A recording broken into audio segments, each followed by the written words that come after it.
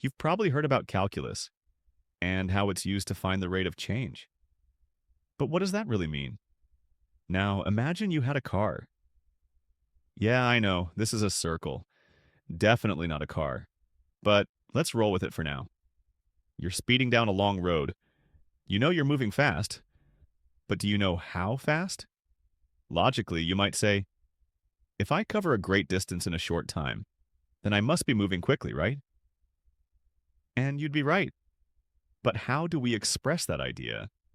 How do we turn that feeling of motion into a number? Let's take a look at what that motion looks like as a function on a graph.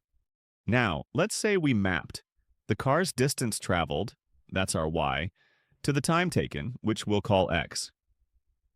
Usually people say there's this thing called a gradient, and that as you shrink the interval you're measuring, it starts to approach a specific number.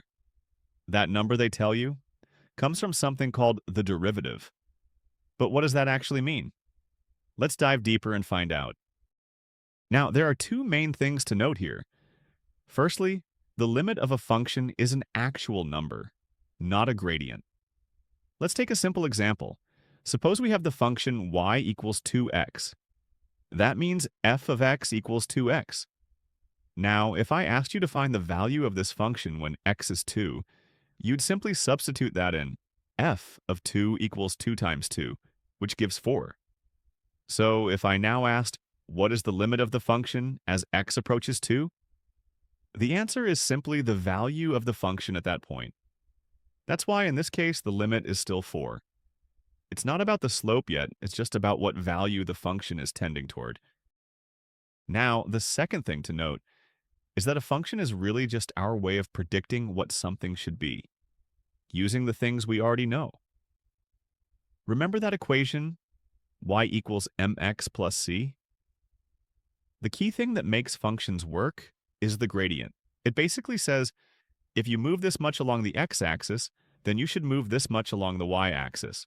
So since you're currently at a specific x point, the y value must be the product of the gradient and that x point. And when you look at it closely, you'll see that the x's cancel each other out, leaving you with the y value itself. That's why we need the gradient.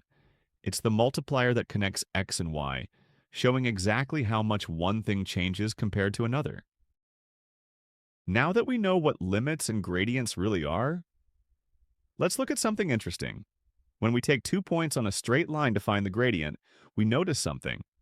No matter how we pick the points, we keep getting the same number. That's because the gradient of a straight line is always constant. But now, watch this closely. As we shrink the gap between those 2 points, making the intervals smaller and smaller, the gradient still gives us that exact same value. This tells us that at that specific point, we're really finding the limit of the gradient. And that's how most textbooks introduce calculus. But here, we're going to learn it the Mindfill way. Now, this equation is one you may or may not be familiar with, depending on your current grade. But nonetheless, let's get on. We'll treat it as 3 main parts. First, there's dy over dx, the thing we're actually trying to find. Next, there's the limit symbol. Now this part, we already understand. We're simply finding what the function to the right of it approaches. Simple enough, right? Now here's where most people start to get confused. This big expression over here. You might not have seen it written like this before, but really it's just the gradient formula. The key difference is this. Because we're finding it as the change as x approaches 0, the expression looks totally different from our original function. And that's important, because once you truly understand why it looks like this, you understand everything it's meant to represent. So, let's take a look at this new function in question. Now, this graph here, like as simple as it looks, is all you really need to understand what the derivative of a function truly means. You know how earlier we were plotting y values on the y-axis and x values on the x-axis? Well, that big math expression you saw earlier, when we actually plot it, it shows the gradient itself at every x. Now, you might be wondering, why does it show that the gradient is 2 for every value of x? Well, do you remember that table we used earlier? Notice how every interval we tested gave us the same result. That's because at every point, y is always 2 times as big as x. That's just how this function behaves. Now here's something beautiful. The function plotted on this graph can take many forms, depending on the degree of the base equation. It could be a constant line, a straight line like this, a curved quadratic, or even something far more complex. Now, do you remember the question I asked at the very beginning of this video? Well, this is the answer.